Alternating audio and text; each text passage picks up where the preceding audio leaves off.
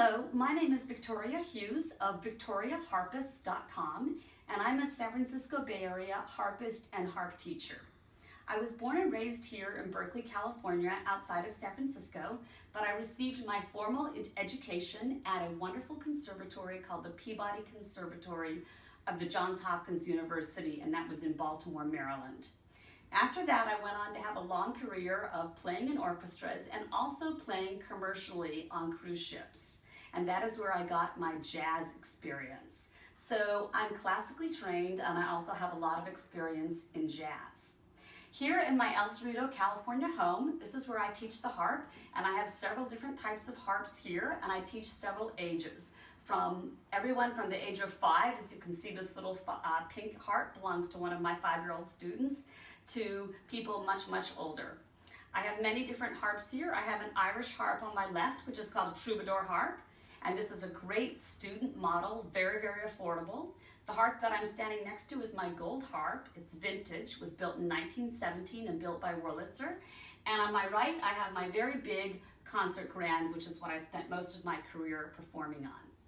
I want to talk to everyone today about the particular technique of harp that I teach. I teach something called the Salzedo technique. Carlos Salzedo was a wonderful, fabulous harpist who came to the United States in the early 1900s and completely revolutionized the way that the harp was being played. Until Carlos Salzedo arrived, the harp was thought of a more frivolous instrument. But Salzedo believed in producing a strong and powerful technique and sound on the harp. And therefore, the hallmark of the Salzedo technique is to keep your elbows up and wrists in. We always say elbows up and wrists in. And now if we can zoom in on my fingers a little bit, I'm going to talk a little bit more about specific harp technique. One of the best ways to make sure that you have a good hand position on the strings is to make sure that your fingers are evenly spaced. We have, as you can see, quite a bit of space between the thumb, which is always held up on the string, versus being down. The thumb is always held up on the string.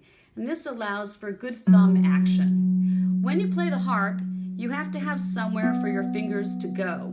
When you pull on the strings, you're actually creating energy and a certain force, and that force has to have somewhere to go. So we curl our finger around the string, and we actually bring all of our fingers into our hand, resulting in a fist, like this.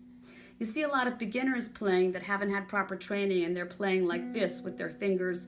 Their fingers are not closing into their hands. But the proper Salzedo technique is to take your hand, open it up almost as though you're holding a cup.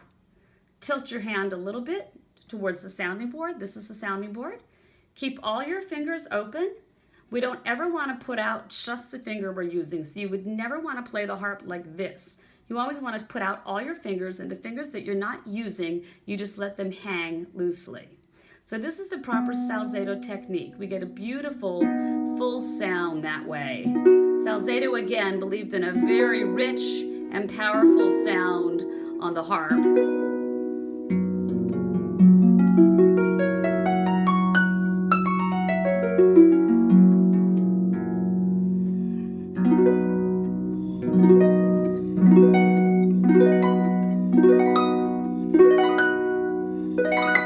And as you can see, my elbows are still up and my wrists are still in.